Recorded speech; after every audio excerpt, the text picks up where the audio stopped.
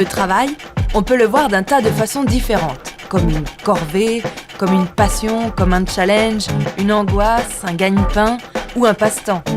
Pour les économistes, en général, le travail, c'est un marché.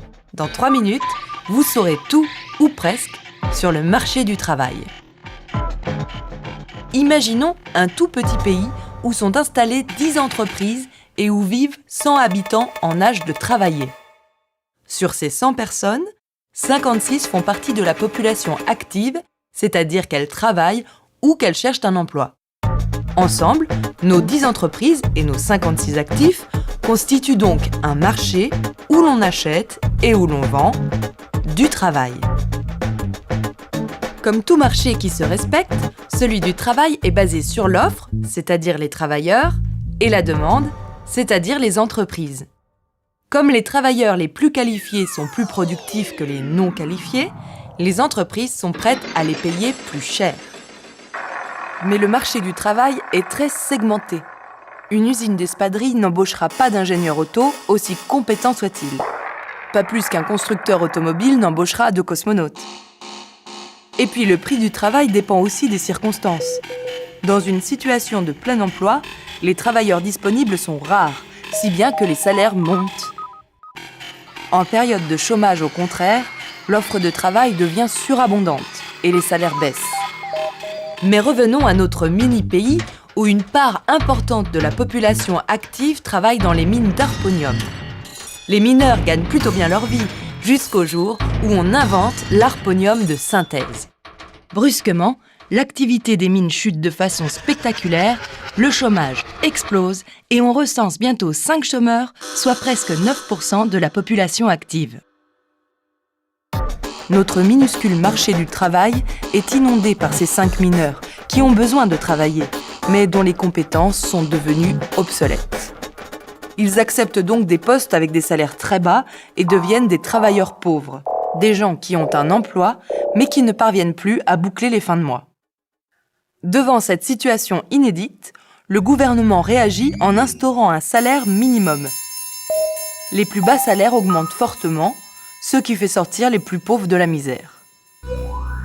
Le problème est que cette augmentation soudaine du coût du travail menace la compétitivité des entreprises. Si elles ne veulent pas augmenter leur prix, elles vont devoir faire des économies.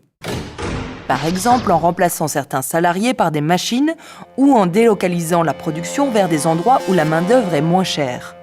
Le salaire minimum améliore la situation des uns, mais risque de mettre les autres au chômage. Que faire ? En fait, on va imaginer non pas un, mais 3 pays minuscules confrontés au même problème. Que faire donc ? Dans le pays numéro 1, on supprime le salaire minimum et on laisse le marché fixer seul le coût du travail. Les salaires des moins qualifiés baissent fortement. C'est la solution la moins coûteuse pour la collectivité, mais elle suppose d'accepter une société à 2 vitesses où les plus pauvres accèdent difficilement à la santé et à l'éducation. Pour comprendre ce qui se passe dans le pays numéro 2, il faut se souvenir qu'un salaire contient des cotisations sociales qui servent à financer l'assurance chômage, le système de santé et de retraite. Dans le pays numéro 2, le gouvernement conserve le salaire minimum, mais il supprime les charges sociales sur les bas salaires. Grâce à cette exonération, le coût du travail non qualifié diminue pour les entreprises sans que le pouvoir d'achat des salariés ne baisse. Bref, tout le monde est content. Le problème de la solution numéro 2, c'est son coût. Les charges économisées par les entreprises sont compensées par l'État, et donc par les contribuables. Dans le pays numéro 3, le gouvernement considère qu'il faut augmenter la productivité des travailleurs non qualifiés en finançant des programmes de formation. C'est coûteux pour les salariés, les entreprises et l'État. Mais ça permet aux travailleurs et aux entreprises de s'adapter aux évolutions techniques de leur métier. Voilà, tiens, j'ai une petite devinette. Quelle solution faut-il choisir ? La 1, la 2, la 3 ? Dans le monde réel, les 3 solutions coexistent. Elles sont privilégiées respectivement aux États-Unis, en France, au Danemark. Laquelle est la meilleure ? Là, les économistes se grattent la barbe. Il est particulièrement difficile d'évaluer les effets à long terme des politiques publiques. quels chiffres faut-il prendre en compte? Le taux de chômage? Le chômage de longue durée? La productivité? Et puis, au-delà des chiffres, ces solutions différentes résultent d'histoires nationales, de modèles économiques et de choix politiques différents.